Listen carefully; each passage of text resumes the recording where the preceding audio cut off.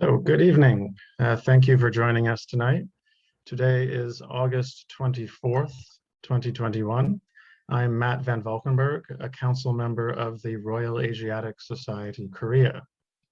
On behalf of the officers and council, I welcome you to our lecture.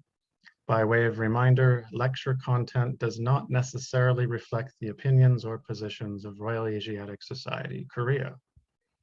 The Royal Asiatic Society traces its beginnings to India in the late 1700s and was formally chartered in London in 1824 by King George IV. The Royal Asiatic Society of Great Britain and Ireland granted a charter to the Korea branch in 1900, the fourth year of the Gwangmu Emperor of Korea. RAS Korea expresses sincere thanks to our generous sponsor, Asia Development Foundation, for their continuing support. We especially thank our members who have paid their annual dues. Your dues provide essential primary funding for RAS Korea. Without your membership, we would not be able to host the lecture series. We would love to have you join us. It only takes a few minutes to sign up. Membership gives you the opportunity to support the world's first and oldest Korean studies organization. For 121 years, we have strived to explore and promote all facets of Korea's rich heritage. Members receive our annual journal Transactions. Members of RAS Korea are also recognized reciprocally by most of Asia's RAS-affiliated societies, as well as the London-based original RAS. See our website at raskb.com for details. A link is posted in the chat box. If you are not a member, we request a one-time admission fee. Please refer to the donation page on your screen for PayPal and bank transfer information. This information will also be posted in the chat box. We are joined tonight by RAS President Emeritus, Brother Anthony of Taizé. Brother Anthony has been translating into English St. Andrew Kim's mid-19th century letters. A book will soon be published. 2021 marks the bicentenary of Kim's birth, and RAS Korea is proud to be able to sponsor this second lecture in our series about St. Andrew Kim Dae-geon. After the lecture, there will be time for questions. Would you please welcome Brother Anthony?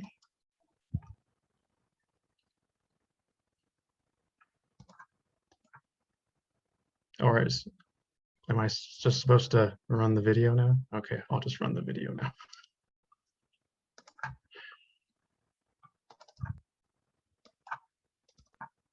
Right, let's begin.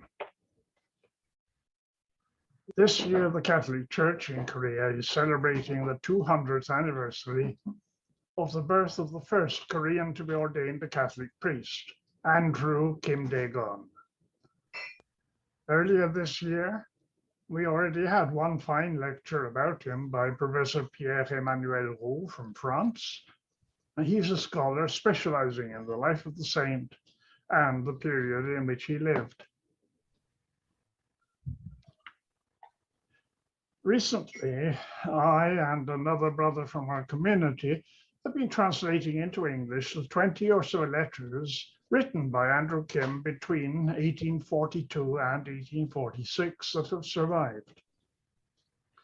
Originally written in Latin and addressed to the French priests who taught him philosophy and theology in Macao, they were written when he had already left Macao and was beginning to explore ways by which he and French missionary priests might best enter Korea.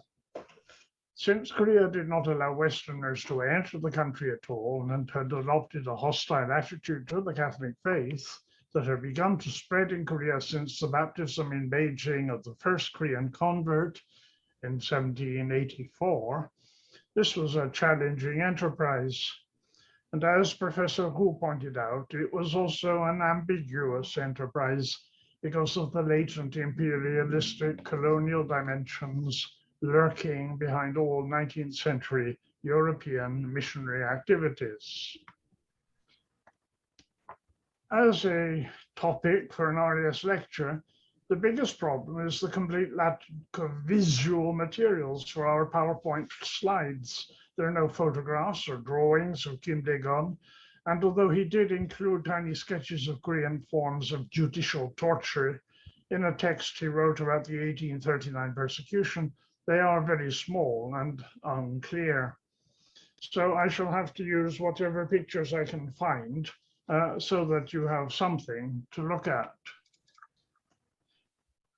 Kim Dae-geon was born August 21st, 1821 in Seoul, Chungcheon Province. It's now Songsan-ni, Dangjin-gun, as the oldest son of Ignatius Kim Dae-geon and Ursula Go.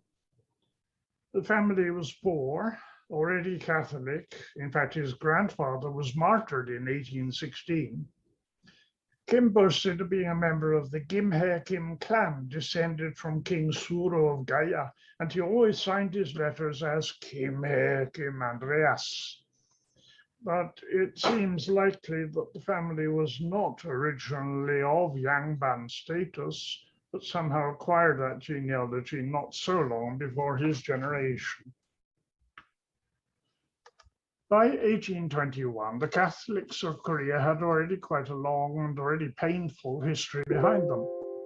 The first Korean Catholic of modern times, Yi Seung-hoon, had been baptized in Beijing in 1784, while he was accompanying his father on an annual official embassy.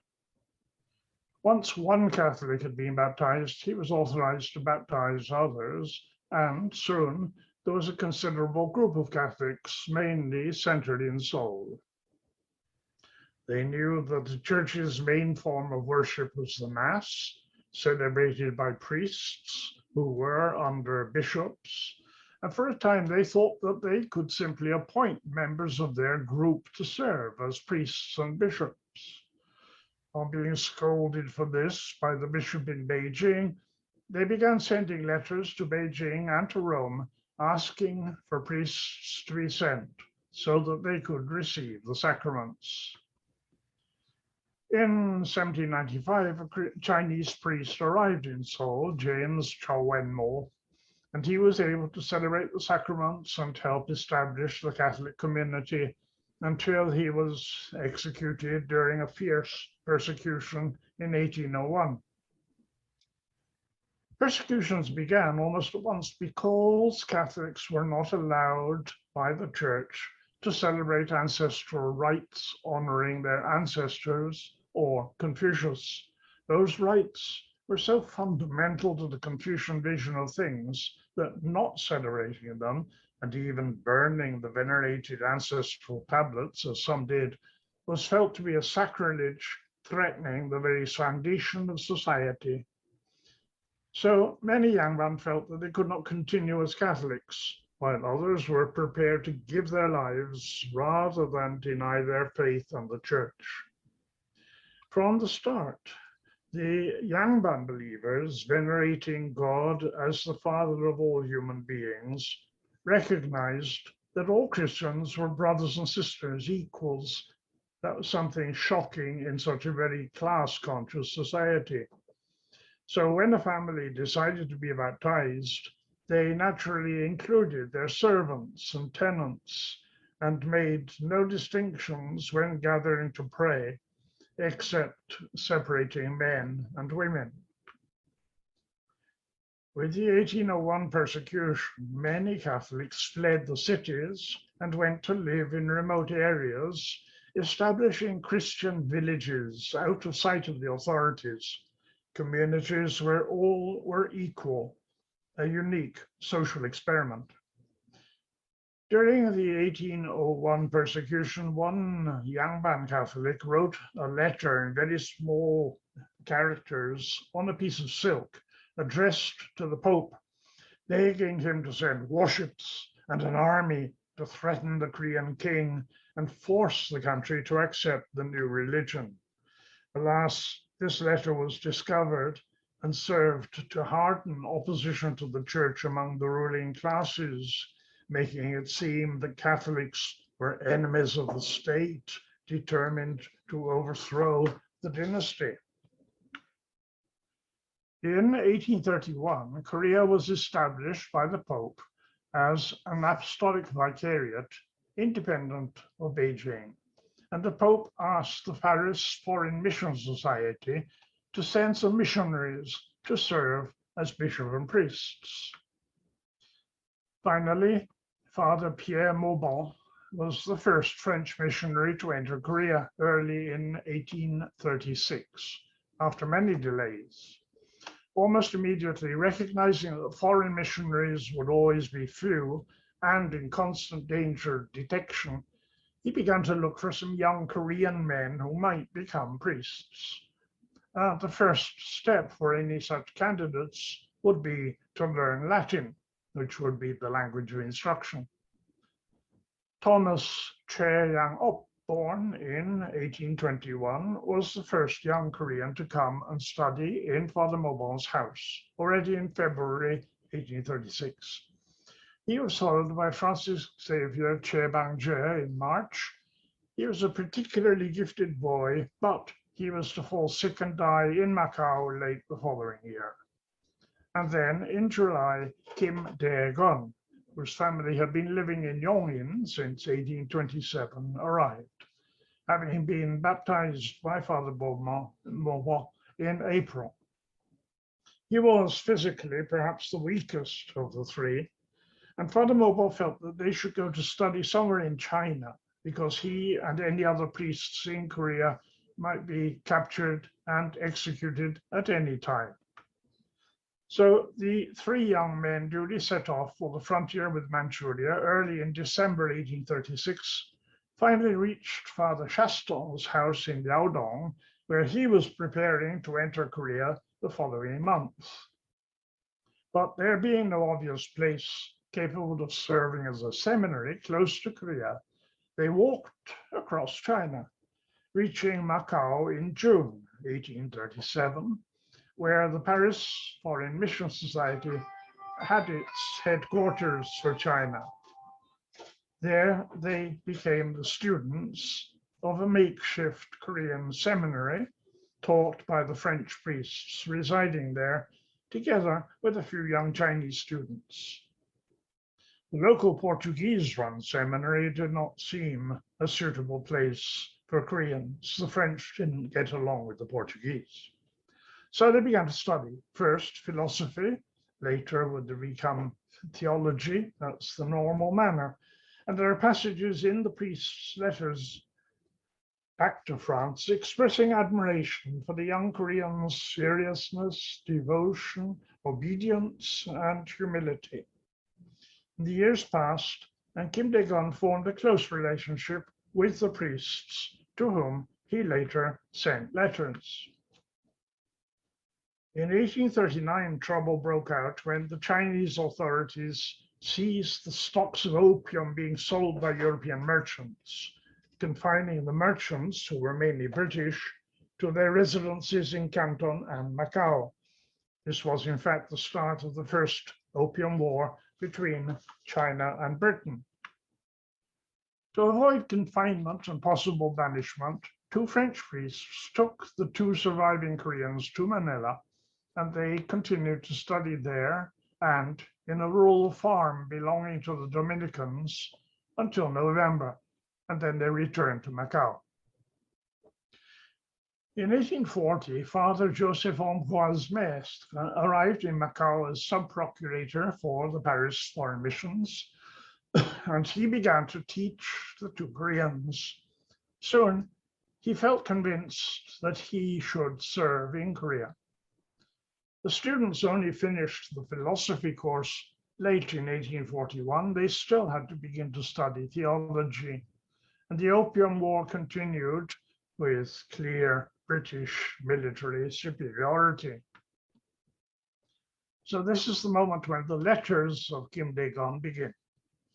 He had departed from Macao on February 15, 1842, on board l'Erigon, a French frigate captained by Jean-Baptiste Cécile, together with Father Maître. The Erigon had arrived at Macao on December the 7th, 1841, having brought from France Adolphe Philibert Dubois de Gensigny, an envoy who had been charged by the French Foreign Ministry with a mission to promote French interests in the Far East. Previously, he'd spent time in India. In actual fact, neither Cécile nor Dubois de Gensigny had any real authority to undertake official negotiations with the Chinese. They did both try to convince the Chinese to reduce the customs tariffs paid by French ships. But they also told the Chinese that France was the enemy of Britain and that they therefore supported the Chinese in their campaign against British opium. However, they also told the Chinese that they had no hope of defeating the British with their modern weapons and well-trained troops, so they should quickly make peace. And that convinced the Chinese that they could not trust the French, who, in their opinion, were clearly, in fact, supporting Britain. So Kim Dae-geon's first letter is addressed to Father Le Grégeois, the priest who had been in charge of the Paris Foreign Mission headquarters in Macao and had served as his main teacher for several years. But Father Le Grégeois had left Macao late in 1841 to return to Paris. The first letter is dated February 28, 1842, and Andrew Kim is back in Manila. The 21-year-old seminarian seems very excited. As I am about to set out for Korea, I take this opportunity to write a brief letter to you. Around February 16, Father Li Bois, the new head of the Macao mission, decided that Father Maître and I should go to Korea together. We expect to depart around the end of February. This is all very sudden. He has barely begun to study theology, and Father Maître had only arrived in Macao a couple of years before. And the background becomes clearer if we turn to the history of the Catholic Church in Korea, a 2-volume French compilation of letters and documents from the early Korean Church, made by Father Charles Dallet, published in 1874. And Dallet had access to the letters written by the other French priests, and he explains, Captain Cécile immediately sought to ascertain the state of affairs and to consider whether he might derive from his expedition to Korea any advantage for the commerce and influence of France. So to this end, in February 1842, he asked Father Li Bois, procurator of the Paris Foreign Mission in Macao, to entrust him for some time with one of the young Koreans brought up at the house, so that he could serve as his interpreter in case he went to Korea. Father Li Bois gladly accepted this proposal, hoping thereby to re-establish communications which had been interrupted for several years with the Church of Korea. So Andrew Kim, one of the 2 Korean pupils, therefore embarked on the Dae-geon. And as his office would have been rather difficult to fulfill because he spoke very little French, and he had to use Latin to interpret Korean or Chinese, Father Maître accompanied him with the mission also of entering Korea as soon as the opportunity arose. Alas, this plan did not last long. The next letter, the third, because the second letter we know was sent had been lost, written in September, is quite clear. As the captain promised, we were expecting to go to Korea on Dae-geon. However, the situation is much changed. Now there's little hope of our going to Korea because Captain Cécile has sailed back to Manila, and we are now staying at a certain pagan's house on the banks of the Yangtze River with all our luggage. Cécile's main interest had always mainly been to wait and see how the Opium War would end. The notion of taking missionaries to Korea was a secondary affair, a kind of nice fantasy that cost him nothing to dangle as a possibility for a time. So instead of setting out for Korea in February, as they had expected, they had lingered, then sailed to Taiwan, then back to the Chinese coast to Chaoshan Island near Shanghai.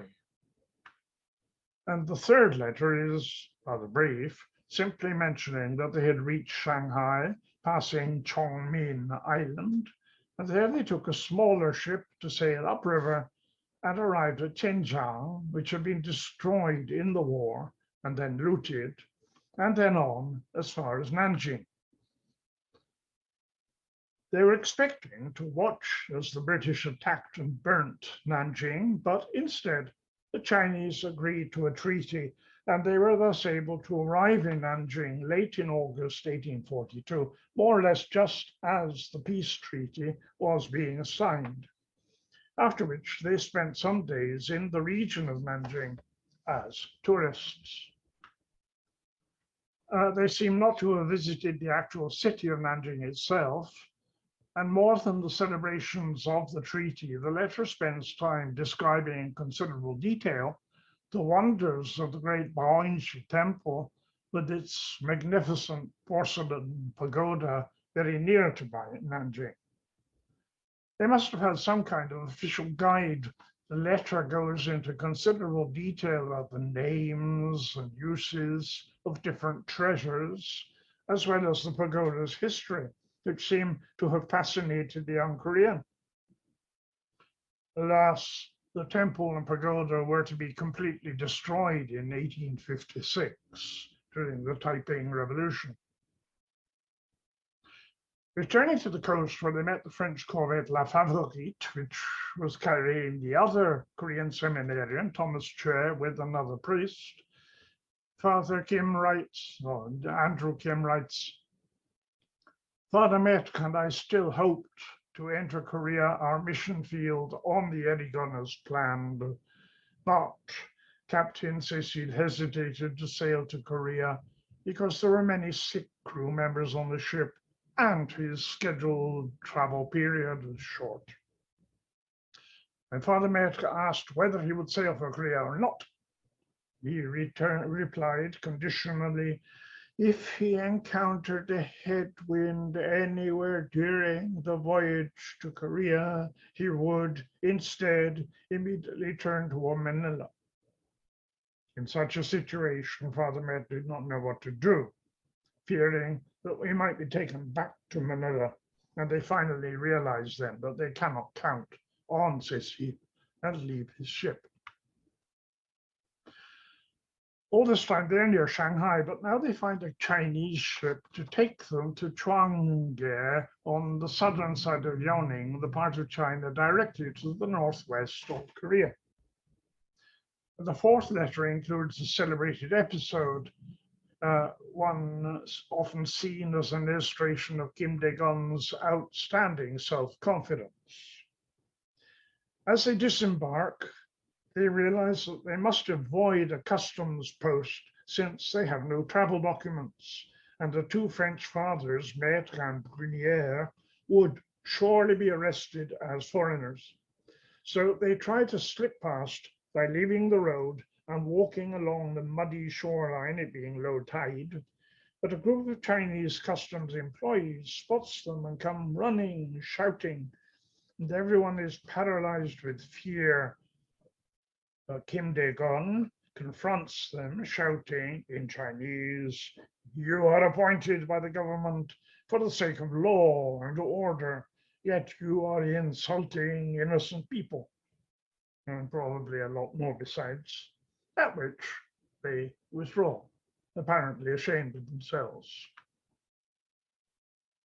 At this point, he and Father Metk are hoping to enter Korea very soon in the coming days, but an agent recently sent by the local bishop to the Korean frontier has brought back news he heard from some Korean merchants, saying that 2 foreigners were arrested and executed, together with 300 Koreans, and the king's interpreter, Augustine Yu, was beheaded as the leader of this unfortunate incident, his body was torn into 6 to become food for birds. And the foreigners were killed because they corrupted Koreans with bad religion, while the Koreans died because they accepted an evil religion and followed those Westerners. This was the first news to reach them and the outside world of the 1839 persecution, in which, in fact, all 3 French missionaries in Korea had died. Kim Dae-geon's father had also been martyred then, but of course he does not yet know that. So the envoys tell them they must not try to enter Korea now, and especially not the foreigner, Father Maître. It is far too dangerous. The 6th letter, addressed to Father Daigre in France, is dated January 15, 1843. Much has happened in those past 3 weeks. I left on December 23 as planned, and 4 days later arrived at the frontier. There he meets a Korean Christian emissary, Francis Kim, who's able to give him detailed information of the 1839 here persecution. He learns that the 2 parents of his companion seminarian, Thomas Che Yang-op, have both been killed, as also his own father. And here's how the French bishop, Ambert, thinking that the persecution might slacken if the foreigners were taken, sent a letter to Fathers Maubant and Chaston telling them to surrender so that they could die together.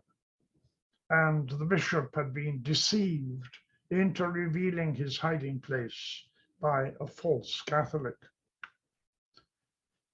Francis Kim is on his way to Beijing with the official embassy, so they part, and Kim Dae-geon does not really explain why the following day he suddenly set off to enter Korea, a foolhardy undertaking at any time. No Korean Catholics were waiting to welcome him on the other side. As the sun rose, I could see the town of Uiju in the distance. My heart seemed to be squeezed with worries about whether I could pass safely. Especially, I had to worry more because I'd forgotten the woodcutter's knife. I was disguised as woodcutter. I'd left it at the frontier, but I went on towards City Gate, convinced that none would be rejected who depend on God's mercy and run to the protection of the Blessed Virgin Mary. At the gate, soldiers stood guard. They asked everyone passing by to surrender a pass. And just then I was caught between people driving cattle from the frontier. So when it was time for the soldiers there to ask me for my pass, I went to the customs officers. I clearly saw the virtue of the great animals. However, this did not end the danger. Customs officers told the travelers to go one by one to the customs head and make a statement. It was dark. They were investigating with lights lit. In addition to the head of the customs office, another officer stood on a high place, watching to make sure no one slipped past. I didn't know how to behave. On one side, people who had already been investigated began to leave, so I sneaked in behind them. The customs officer called out from behind me, accused me of going without surrendering a pass. I replied I'd already given him the pass, as he repeatedly called me. Then I believed they were after me and ran away and came out to the outskirts of the castle walls. He walks on, then enters a small tavern because it's so cold, and the Koreans there suspect him of being Chinese. He insists he is Korean, and on his way to Seoul, he leaves pretending to head for Seoul, then hides until night falls, when he walks over open country to avoid Uiju, passing into China again. He walks back to the place where he's been living, arriving on January the 6th, 1843. He knows very well he's been in great danger, both at the gate of Uiju and at the tavern. The eighth letter is dated May 17, 1844, well over a year later. In the meantime, Kim Dae-geon has returned to the Chinese side of the frontier twice to meet Francis Kim in March and September. He's also recently spent 2 months exploring the frontier further to the east, seeking other ways of entering Korea. And now the ninth letter, dated December 15, 1844, relates this journey as a kind of Hunchun travel journal, much longer than the other letters, addressed to the bishop, Bishop Dae-geon, who is also waiting to enter Korea. A note at the start claims that the original letter had been written in Chinese and sent to the bishop, but that original was later lost, so that what we have is a French translation. It seems very unlikely that such a Chinese original ever existed. There would be no reason for Kim to write to the French bishop in Chinese rather than Latin. At the very end, he relates how he could meet some Korean Christian envoys at the Gyeongwon market, a cross-boundary market held very occasionally on the frontier, where Koreans brought goods and Manchurians, Chinese came to buy. But there were so many Korean police satellites present that they could hardly talk at all. Again, several months pass. The 10th letter is dated March 27, 1845, and it is written in Seoul. After being ordained a deacon, Kim Dae-geon left the place where he had so far been living at the end of December 1844 and arrived at the frontier. And on January 15, 1845, he was able to arrive in Seoul after passing through Uiju with couriers dispatched by the Korean Catholics. And Bishop Dae-geon accompanied him as far as the frontier. Then he crossed with Korean guides alone, spent a day hiding alone. And when he went to meet his guides, he couldn't find them. He was obviously terrified. At that time, he says, I was overwhelmed by cold, hunger, fatigue, and anxiety. I lay down next to a pile of manure in order not to be seen by anyone. I couldn't expect any human help at all. I looked only for God's help. I lay exhausted, waiting for day to dawn. And just then, the Christians appeared looking for me. Great relief. They reach Seoul, where he remains in hiding. Almost nobody knows of his visit, not even his mother. And he writes, after a few days trapped in the room, various anxieties and worries that I didn't understand bothered me, and finally I fell ill. I was sick for more than a fortnight. I'm better now, but my body is weak, and I cannot write or do anything. For the last 20 days, I have even been suffering from eye disease. The 11th letter to Father Libois, dated April the 6th, 1845, written in Seoul, describes the events leading to the arrest and execution of the 3 French martyrs of 1839, Bishop Imbert, Fathers Maubon and Chaston. And the following day he writes again the 12th letter, again to Father Libois, in which he tries to explain the political background to the 1839 persecution. He does not plan to stay long. He has seen the situation. Now he needs to return to China and bring in Father Maître and Bishop Dae-geon. So he plans to head for Shanghai by ship. Hardly an easy journey at any time. He writes, I have not told the Christians, sailors, where we're going. I fear they might be scared in advance. Indeed, they have reason to be afraid. They have never been to the open sea. They don't know how to navigate a ship. They are not used to sailing. So I talked and persuaded them as if I was good at sailing.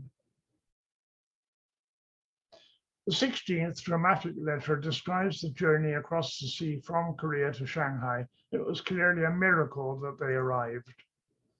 After fine weather on the first day, April 30, 1845, a storm arose. As the storm got worse and worse, the ship was struck by the waves. It was thrown about terribly, almost sinking. It was a small ship. It had never been on the open sea. So I ordered the crew to cut free the dinghy that was holding us back badly. Still, the danger persisted. We had to cut down the two masts. And finally, throw away provisions, and the boat got a little lighter, but as the storm continued to rage, it was swept hither and thither by the wind and waves. After this, we tried to prepare to continue sailing, but we had no masts, no sail, no tiller, no dinghy. We were at loss what to do. However, we deeply entrusted ourselves to the very glorious Virgin Mary and made a mast and a tiller by using all the wood left on the ship. And after sailing against headwinds for about 5 days, we reached the coast of Jiangnan, southern China, and saw mountains in the distance. So they reach Shanghai. Again, Kim Dae-geon shows remarkable survival skills, great self-assurance. He tells the Mandarin interviewing him, I will return to Korea after repairing the ship. So don't worry, you just need to know that we have landed on the coast of your country, walked on your ground, drunk your region's water. I only want to have complete freedom, so please write to the Mandarin of Shanghai that a Korean ship is going there to be repaired. We do not want him to have the slightest annoyance or worry because of our ship. I just ask you to write, asking him to allow us to stay without any trouble or anxiety. And when the Chinese officials saw him communicating with the British, they said, this man is a Korean. How is it that he's a close friend with British people, understands their language? They were quite amazed. We left Wuzhong and entered Shanghai port on June the 4th. 2 Englishmen came and asked me to accompany them to the consul, who was very welcoming, and I explained all that we needed, asked him to protect us from the Chinese. Bishop Ferial had written to tell the consul in advance that we would ask him to protect us, and the consul already knew that we would come. Together with this letter, Kim Dae-geon sent a very lengthy report on the Korean martyrs of 1839, which he had written in Seoul with help from the Korean Christians in March and April 45. And this was the first such written report to reach the outside world, with the names and biographical details about many of the Korean martyrs, not only the French missionaries, as well as descriptions of the various forms of torture used while interrogating a prisoner. And the next letter, the 17th, is addressed to Bishop Ferial, dated July 23rd, 1845. He is expecting the bishop to arrive in Shanghai soon, and the letter ends with a mention of the Korean government's constant fear of the French. The ministers of Korea have been afraid for several years that the French might come to demand compensation after the murder of French priests, whom they believe to have been sent by the French king. They believe that they have insulted the French king by killing the people he sent. However, seeing that the French do not come to demand compensation after so many years, they have become bold again and will try to kill more Christians. So finally, Kim Dae-geon was ordained as a priest at a church in Shanghai on August the 17th, 1845. And on August the 24th, he celebrated his first Mass at Haintang Seminary there. Then he departed for Korea on board the repaired ship on August the 31st, together with Bishop Feriol, another priest, Father W, and 11 Korean believers. On September 28th, after another storm, Father Kim Dae-geon and his party came ashore in Jeju Island. That was not what they had planned. They had no means of navigating. They'd been carried too far south in the bad weather. And finally, they arrived in Gangyong on Korea's west coast on October the 12th, 1845. He wrote to Father Libois from Seoul on November the 20th that year.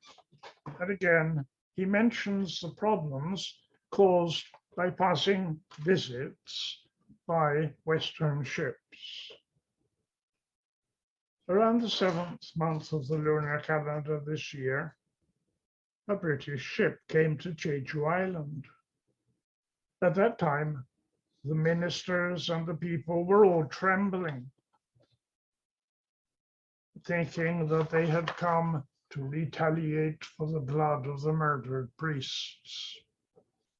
In this way, the frequent visits of Western ships to the shores of Korea have stimulated the hatred of the pagans toward Christians.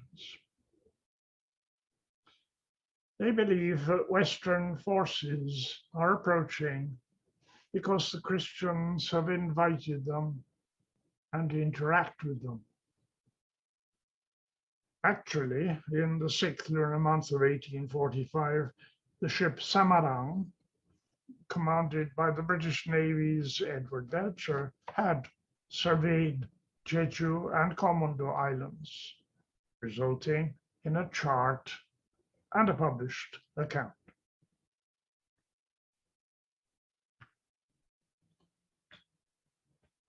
Alas, the next 19th letter is a farewell letter addressed collectively to Father Bernard, Maître, Libois, and Le Grégeois, dated July 30, 1846, written from prison. Father Kim Dae-geon had departed with a group of Christians on May the 13th, 1846, following Bishop Feriol's instruction, trying to open a route for missionaries across the West Sea. On May 29th, he arrived at Baekneung-do Island via Yeonbyong Island and Sunny Island. There, Father Kim Dae-geon entrusted letters from the bishop and himself addressed to the missionaries in China to people on a Chinese ship. But those letters were found, confiscated by Korean government officials. Then on June the 1st, for some reason, he returned to Dongsanjin on Sunni-do, and there he was arrested on June the 5th. On June 10, he was sent to Haeju provincial office on the mainland. On June 21st, he was transferred to Seoul Police Bureau, and there he underwent some 40 interrogations until July 19. There are quite complete official Korean government records of all this, as well as his own account in the 20th letter. I have spoken to the judges many times about the greatness and generosity of France. They seemed to believe me, but they say that they have received no retaliation from France after killing the French priests. At the moment, they are afraid to kill me because of the French, but they are no longer so afraid for the reasons mentioned above. On August 26, 1846, he wrote a last letter to Bishop Fevio, relating all that had happened on the islands and after his arrest. According to him, at the very start, the accusation was that he was a Christian. He wrote, "The official asked me, 'Are you a Christian?' 'Yes, I am,' I replied. 'Why do you practice this religion against the king's orders? Give it up.' 'I practice my religion because it is true. It teaches me to honor God and leads me to eternal bliss.' However, it seems rather that he was arrested as being a foreigner, perhaps because of his Chinese accent. He'd been away from Korea for such a long time. And in the interrogation record, he's said to be Cantonese. In the letter, he keeps saying he was constantly asked if he was Chinese, but then each time he adds that he told the judges he was Christian and told them about Christianity. Father Kim Dae-geon had actually said at the beginning of his interrogations that his name was Wu Dae-geon, a man from Macao in Guangdong province. And it was only at the 6th hearing on July 19 that he admitted that he was really a Korean, born, he said, in Yongin, called Kim Dae-bok. That was, in fact, his original legal name.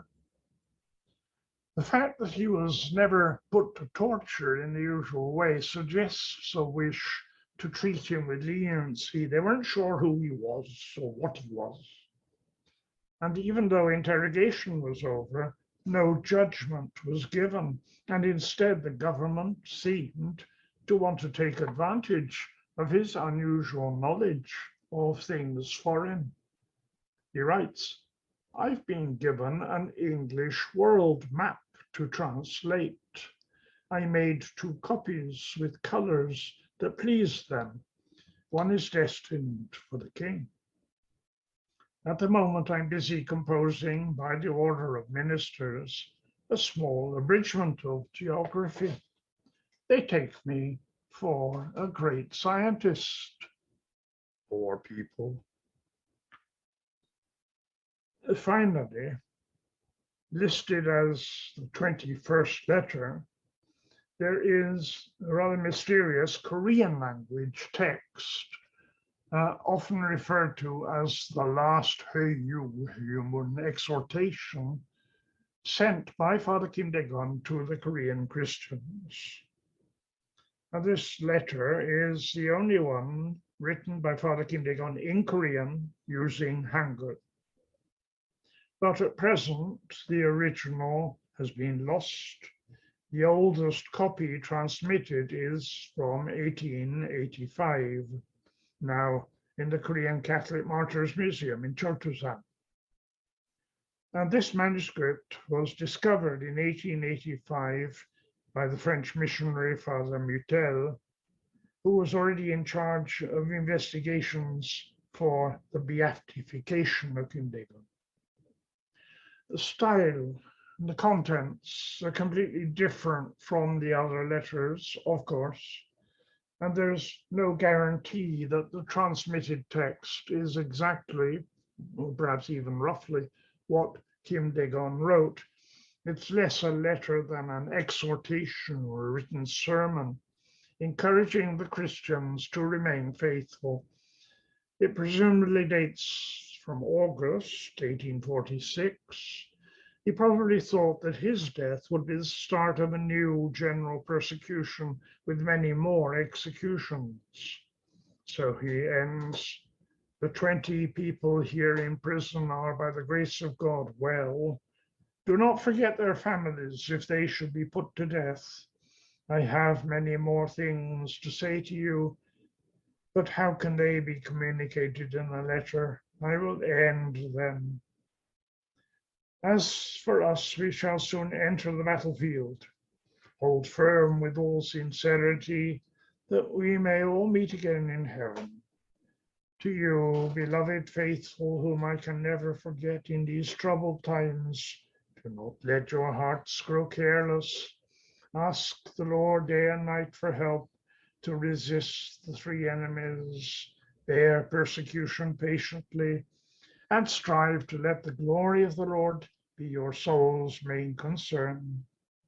I earnestly hope to meet all of you faithful again in heaven, and to enjoy that with you forever.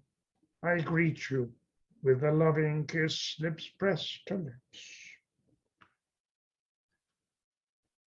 However, he had every reason to fear the worst. He adds, "The judge told me 3 warships, which he believed to be French, had recently anchored near Uyan Island.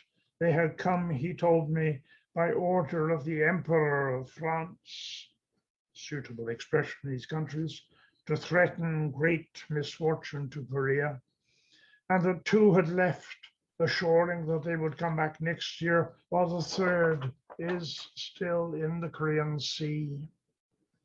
The government seems terrified. They remember the death of the 3 French martyrs in 1839. I am asked if I know the reason why they came. I tell them I don't know, that for the rest there's nothing to fear. The French do no harm without reason. I told them about the power of France, the generosity of its government. They seem to believe me. However, they object that although they killed 3 French people, they had received no harm." So all this he wrote to Bishop Feriol. And the irony of this was the fact, unknown to him, that the person in charge of the ships was none other than his former companion at Nanjing, Captain Cécile, now the commander of the French fleet in China, and he had led 3 warships, the Cléopâtre, Victorieuse, and Sabine, and appeared near Oyan Island in Chungcheongdo on August the 9th that year, 1846. Captain Cécile left again on August the 10th, after leaving a letter protesting to the Korean government against the killing of the 3 French missionaries in 1839. There are some people who claim that Cécile came to rescue Kim Dae-geon, but of course he could not have known what was happening in Korea at that moment. So the result was, as Father Kim had anticipated, at a state council in front of the king on September the 15th, Prime Minister Kwon Dong-in said he thought that it was the Catholics who had brought the French warships, and he therefore insisted that Kim Dae-geon should be tried for treason. And as a result, Father Kim Dae-geon was sentenced to military execution as a traitor. And the next day, September the 16th, he was executed at Senanto. After his execution, his head was briefly displayed at the execution ground. Then it was wrapped together with his body and buried where he'd fallen with guards to prevent the Christians from taking it. Finally, over a month later, on October the 17th, his remains were recovered and buried near his childhood home in Mirine, Yongin. Probably because he'd been a priest, there was an immediate move to have him canonized. He was declared venerable, the first formal step, already on September 24, 1857, 11 years later. In 1901, his remains were exhumed from Mirine, transferred to Yongsan Sacred Heart of Jesus Seminary. Then on July 5th, 1925, he and 78 other Korean martyrs were beatified in St. Peter's, Rome. In 1949, he was designated as patron of all Korean clergy. Finally, on May the 6th, 1984, he was canonized along with 102 other Korean martyrs by Pope John Paul II at a ceremony in Yeouido Plaza in Seoul. So Andrew Kim Dae-geon had been ordained as a priest at a very early age, before he'd really completed his studies. He was obviously burning to return to Korea with at least one or two French missionaries as soon as possible. His companion, Thomas Che-Yang-op, who was also born the same year in 1821, was only ordained on April 15, 1849, and he entered Korea at the end of that year, while Father Maître, poor Father Maître, had to wait until 1852 before he was able to enter. Kim Dae-geon had only just begun his 26th year when he died. The life reflected in his letters is that of a physically weak but enthusiastic young man determined to survive in an often dangerous, violent world.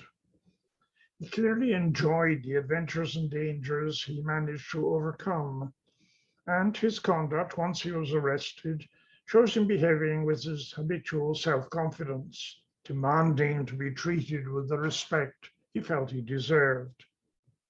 Of course, if he was caught on those islands, it was largely his own fault. He had clearly been careless. Now, perhaps saints who are careless of their own safety are a good thing. But because of his negligence, several of his companions also suffered. His letters are interesting because they give us insight into the attitudes of an ardent young Korean of his time, rather than impressing us with his religious fervor, deep spirituality.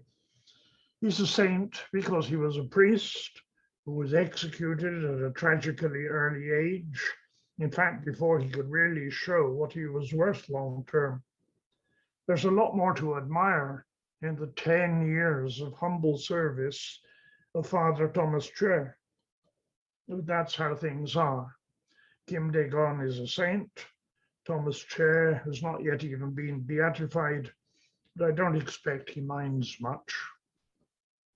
So this is the book we've been translating, and it's about to be published by the Research Foundation of Korean Church History in Seoul. As soon as it's available, copies will be available through the RES Korea office, hopefully at a discount to paid-up members. In addition to the translated letters with copious notes, the book includes several maps, as well as a substantial survey of the early history of the Korean Catholic Church up to 1846. Thank you very much.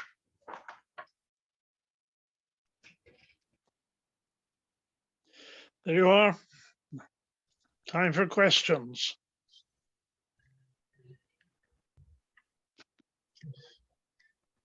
If you have questions, I guess raise your hand or use the raise hand function. Just unmute yourself and speak. Sure, Samuel. Oh, you need to unmute yourself there. Sorry.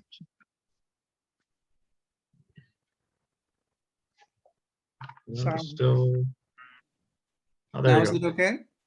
Okay. So, thank you so much, Brother Anthony. Forgive my unfamiliarity, but could you tell us a little bit about the priest Thomas Che, you were referencing at the end of your lecture, just a little bit about him. Yeah, because I say he was born the same year as Kim Dae-geon and trained together with him, but it took quite a long time for him, longer for him to come into Korea. He only came in 49. And then he served for about 10 years, very hard working, walking miles and miles and miles to visit all these scattered villages where the Catholics were mainly living. And so, as I say, Kim Dae-geon was dead after a year, but Thomas Che survived 10 years. He was never caught. Okay. But at the end of 10 years, all this hard work caught up with him and he dropped dead. But he also left letters.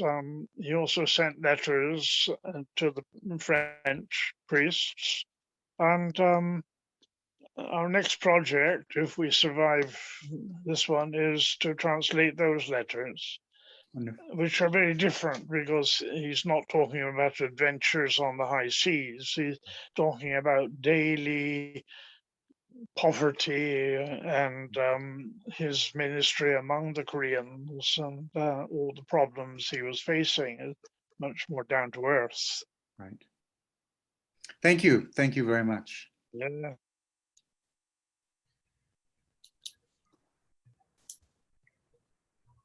Sure. Matt Jones? Yeah. Yeah, Brother Anthony, that was a very comprehensive and insightful talk. Thank you very much. When you first before you came to Korea and when you first arrived in Korea, were you aware of this history, or was this something you learnt as you sort of settled into Korea? I'm just interested to know before the sort of the honors that were sort of bestowed upon him from the Pope, whether he was held in, what sort of esteem he was held in before you came to Korea. Well, I came to Korea in 1980. Before I came to Korea, I was in Philippines. I didn't really have much idea about Korea, not really.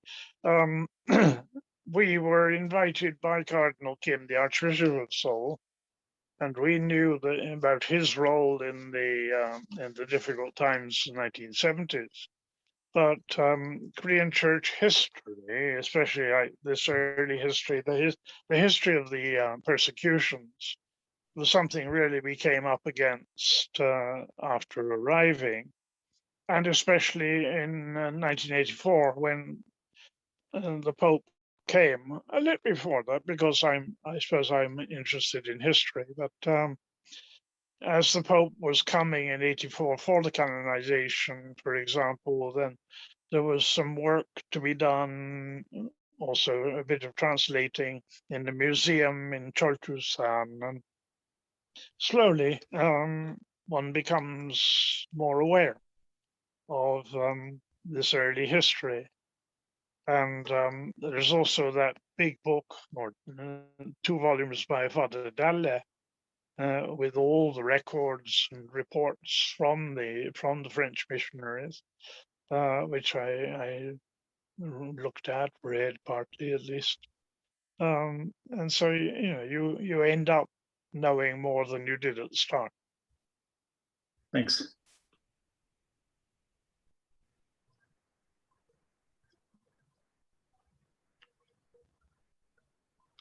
Well, I was curious about the layout of the book,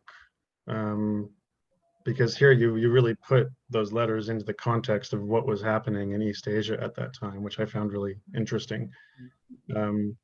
Is the book laid out like that, or? Well, it starts with sort of congratulatory letters from archbishops and things, but then there's the translation of the letters with lots of notes.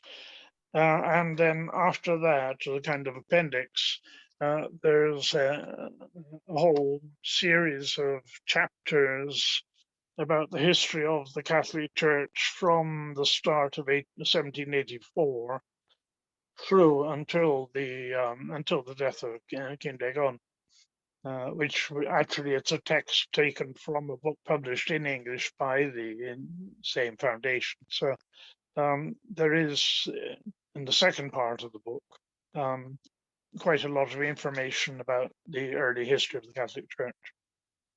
Okay, great. Victor, you have a hand up. Yeah, so can you hear me? Yes. Okay.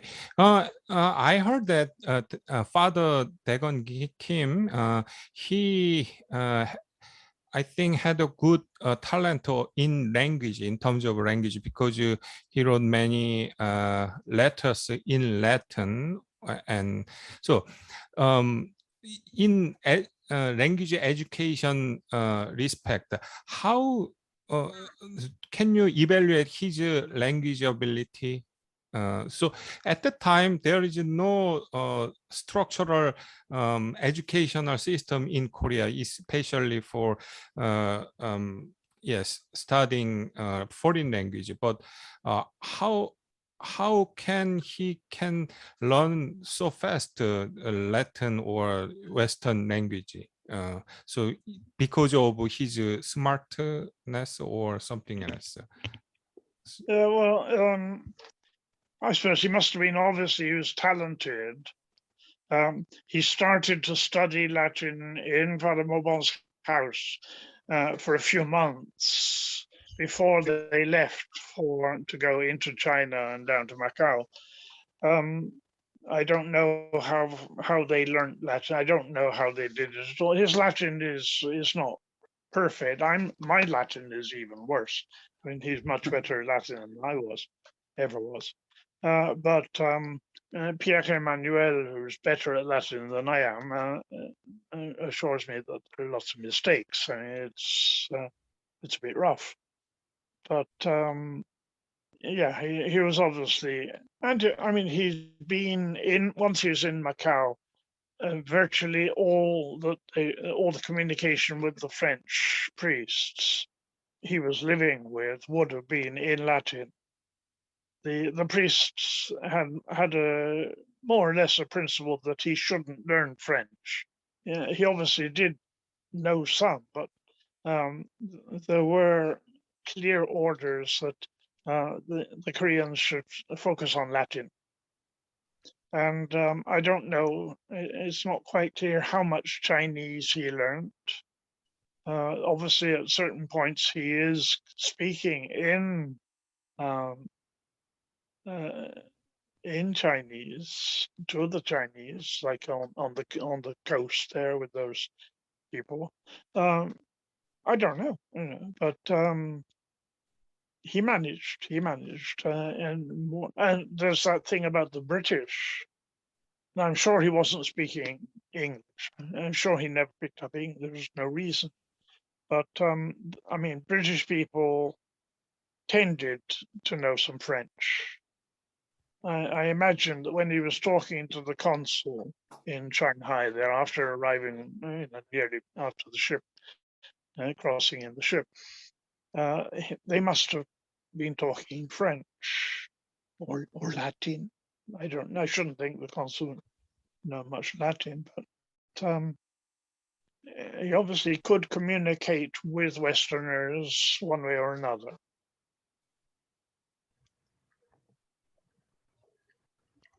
Okay. From the Philippines, Mr. Banta says on the chat box. I can't see the chat box. Matt, can you read? Yes, so I'll do that. There's 3 questions, so I'll give you the first one. You included pictures in your presentation. Are the pictures part of a painting series? If so, what is it called? Who painted them and in what year? I understand these pictures are also featured in the museum in Seoul.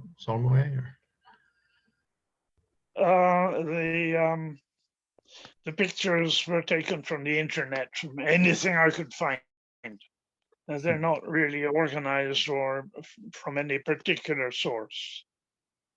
There are lots of paintings and sculptures, but my PowerPoint is simply a mess.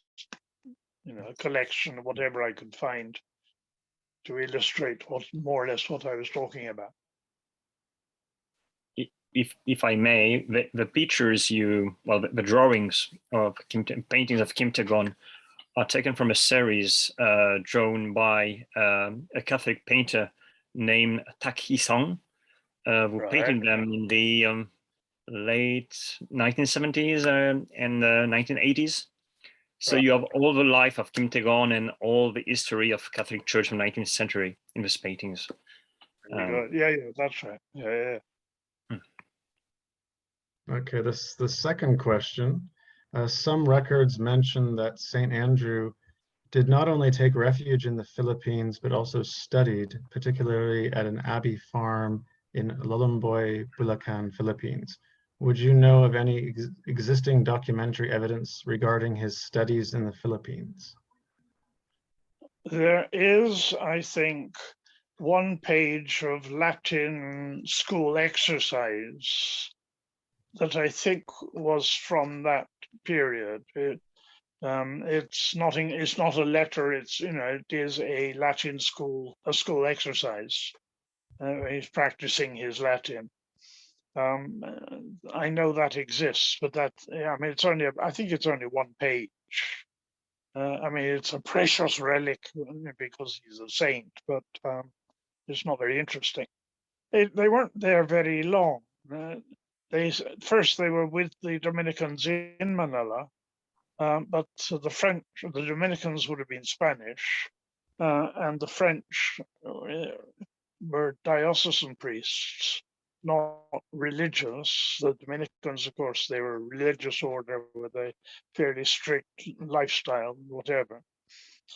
So the French were not really quite happy being in that Dominican convent. And then the Dominicans said, well, we've got this farm, you can go and stay on this farm and you'll be quiet, you can do your own thing. So that was why they left Manila to go down country and spent, I'm not quite sure how many months now, a few months. Okay. And the third question was, apart from the 21 letters, are there any other surviving documents that St. Andrew wrote? If these documents relics are not well publicized, which organization do you think may be keeping them? I'm very much interested about records evidence about his stay in the Philippines and would much appreciate hints where to find such documents. Daniel.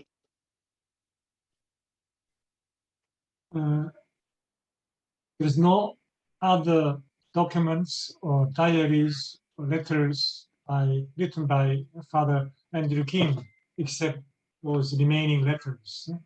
And the document that can prove his stay in the Philippines, it would be surely among the letters written by Paris Foreign Missions priests. Surely in the document, surely you can find the proof that they stayed. In fact, in this farm, they've stayed about a half a year, about 6 months. They began in the beginning of May, and they returned in November to Macao. So it's about a half a year they've spent there. In 1839, it was 1839. There are letters written by the other French priests who were there with Kim Dae-geon in the Philippines. I've seen it. I can't remember where I put it now, but there is a letter, I say, describing the problems that they had with the Dominicans. It's not much about the Philippines, but it was written during that time.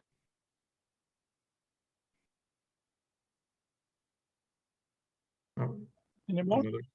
Yes, one more question here, I think. So Sung Ju Han, you have to unmute your mic there. Mm. Can you hear me now? Yes. Okay. Oh, you had another question? Well, thank you very much for a very interesting story and history.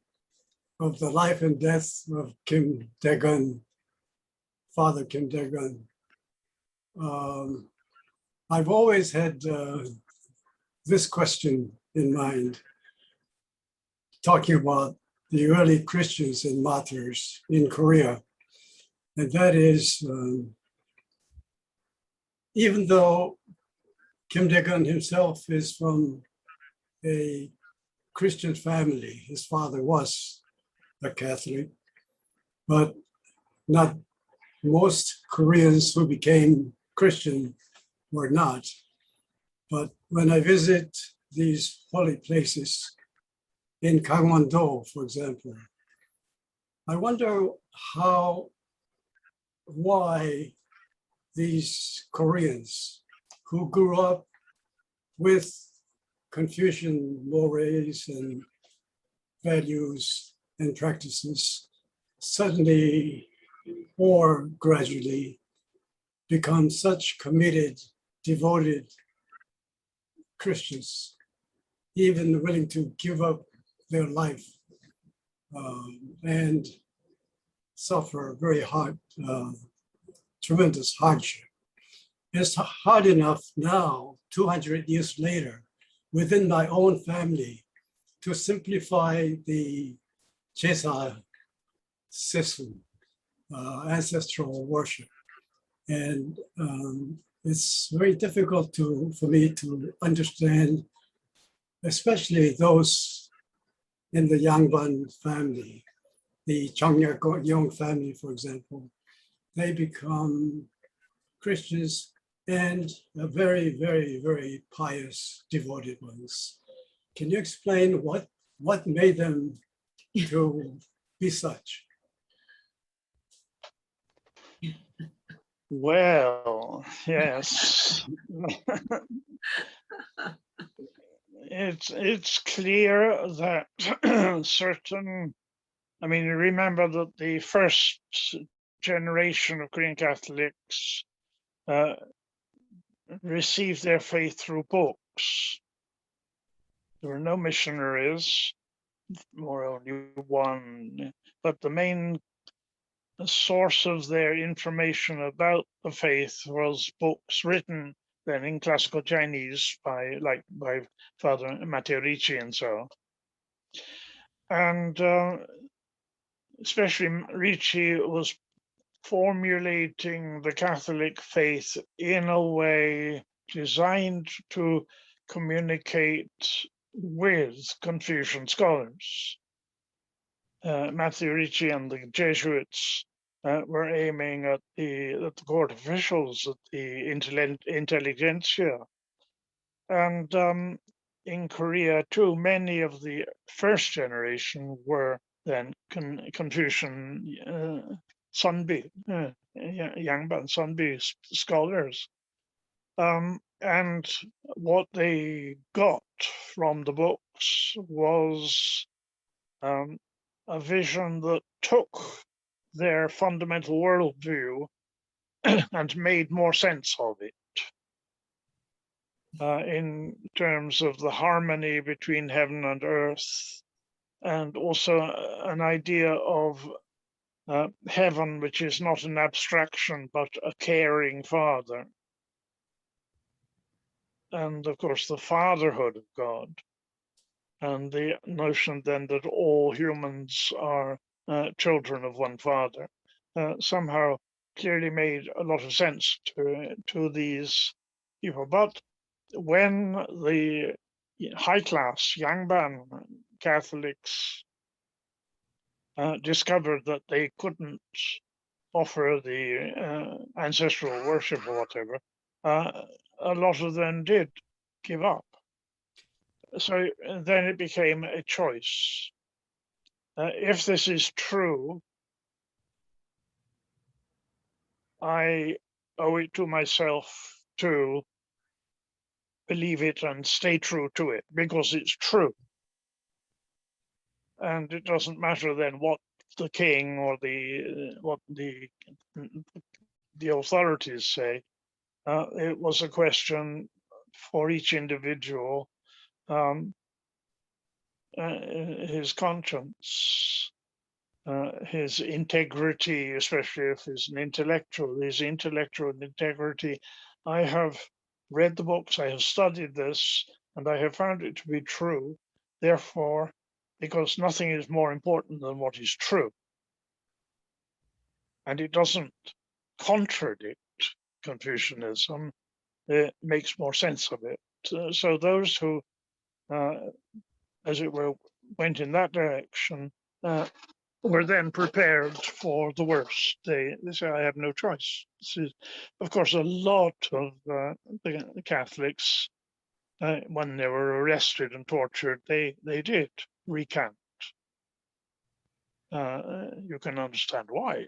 Yes, you understand why, but it was the record of Charles Dalle, the records of the martyrs, make very painful reading because of the violence with which traitors were treated. There's the Catholic, even women, even children, the horrible torments that they went through. And the courage, absolutely, indomitable courage that they showed. It's mysterious, if you like, that even some very simple people, some illiterate people, said, "No, this is true. I can't deny it because it's true.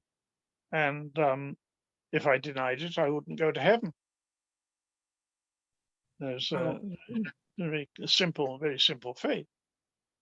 When they were tortured, it was always, give us the names of others. She said, no, my religion says I mustn't harm people. If I give you names, they will be harmed. I won't do that. So you will have to do without. I cannot betray anybody. That would hurt them. Well, Things like that. No? Hanyo, do you want it's the anything? best and most plausible explanation that I've heard. Thank you very much. And I'd like to just add one aspect, this history of the martyrdom. The first Catholics, first Christians who were persecuted and who were executed. So about, 6,000 to 10,000 were martyred. And that was a source of courage or perseverance for the Christians throughout 1970s and during the dictatorship. Our ancestors, because of faith, they gave their life. So, and not directly, but indirectly, when there was a political dictatorship, political persecution, there were many prisoners of conscience at the time throughout 1970s. And for the Catholics, but not only for the Catholics, but some others also. In our recent history, there were people who have given their life because of truth. With very similar reason also, many have suffered in Korea through 1970s and 80s. And also we have to say that many converted, many chose Christianity during those years. The number of Christians has increased very much. And behind that also this memory of the history. Throughout 19th century, so many people have witnessed to their faith, and for that truth, they have given their life. So during this dictatorship, also we cannot deny. So for some people, You've become muted there for some reason.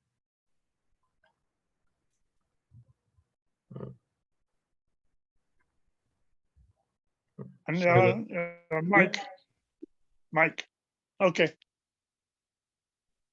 Yeah, the last sentence or two you said got cut off, I'm afraid. I see. So it was a source of inspiration or encouragement for many Koreans, especially Korean students and intellectuals. during those years? Of course, there are also so many martyrs in connection with North Korea and the Korean War. Mm. So many priests and religious and Christians died in that time, before and during the Korean War. And that whole chapter it can't be written because we don't have access to much information about most of them. But it was then an ongoing story. You can the German Benedictines, the monks and also the sisters, many died during the Korean War. Let's say nothing of all the Korean priests in North Korea. It's not only in the 19th century that people died because they were Catholic.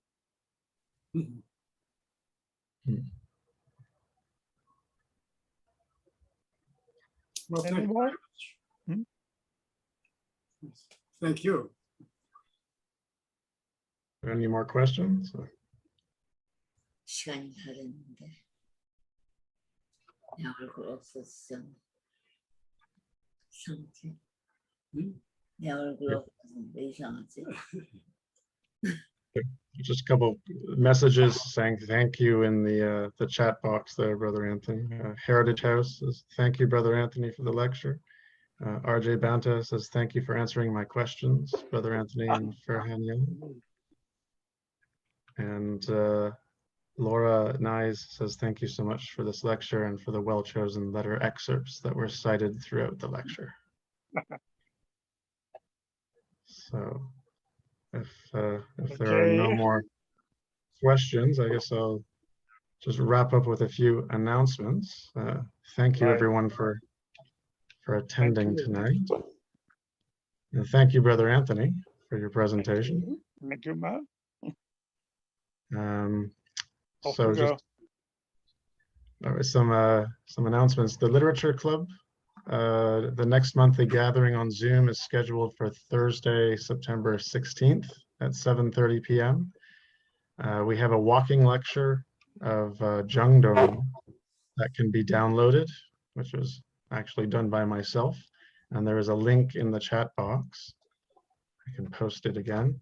And our next lecture will be on September 14th at 7:30 by Becky White.